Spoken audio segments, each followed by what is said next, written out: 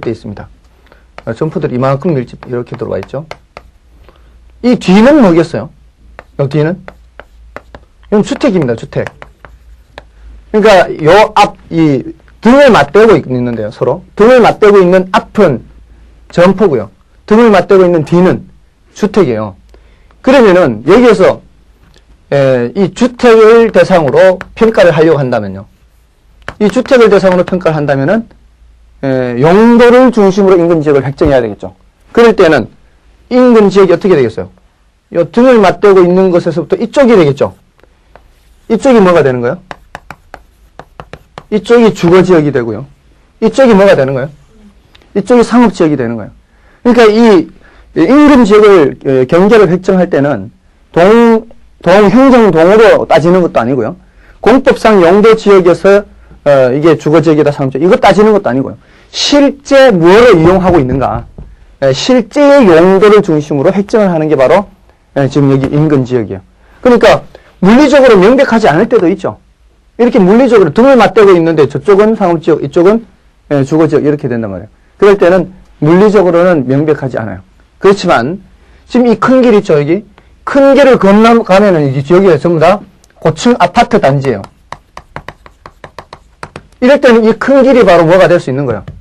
큰 길이 경계가 될 수 있는 거죠.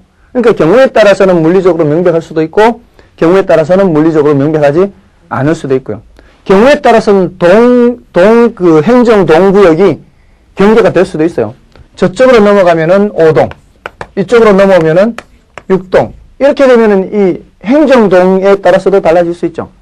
또 다른 경우에는 공법상 용도 지역에 따라 달라질 수도 있지만, 그렇지만 우리 여기 인근 지역을 획정할 때요. 감정평가사가 인근 지역을 획정할 때 그 동구역이라든가 아니면은 공법상 용도 지역 지구제를 보고서 판단하는 건 아니에요.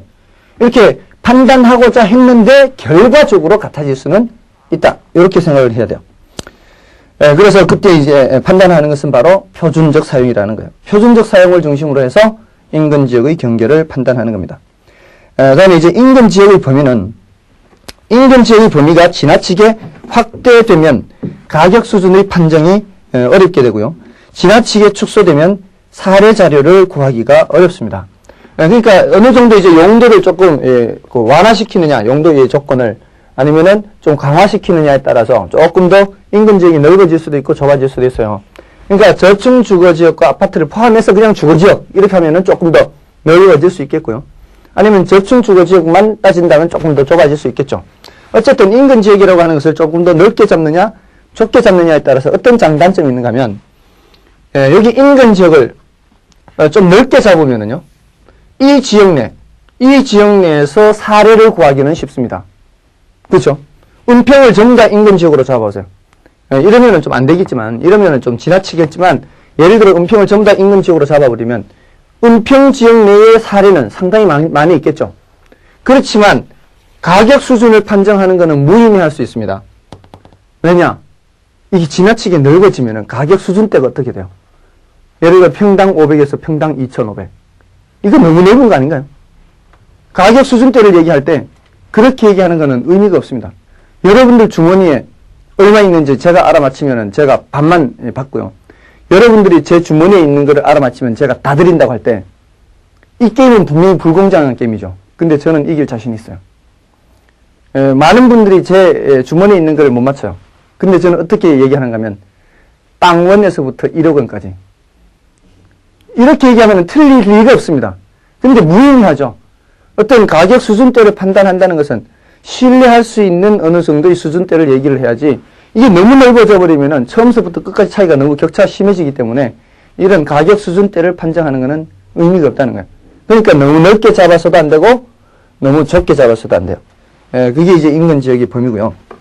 다음에 괄호 4번의 인근 지역의 분석에서는 인근 지역의 분석은 인근 지역 및 동일 수급권 내의 유사 지역의 지역 요인을 분석하여 그 표준적 사용의 상태를 파악함으로써 지역 상호 간의 가격 수준의 격차를 판정하는 데 의의가 있다. 지역 상호 간의 가격 수준 격차다 그러면은 예를 들어 여기에 가격 수준대 하고요. 여기에 가격 수준대 하고요. 그거를 차이를 보는 겁니다. 여기에 가격 수준대는 평당 500에서 1000 사이인데 여기서는 1000에서 1500 사이다. 뭐 이런 식으로 가격 수준대의 차이를 판정하는 작업이라고 볼 수 있습니다. 그래서 그리고 표준적 사용이란 당해 지역에 가장 적합한 합리적인 사용 방법을 말합니다.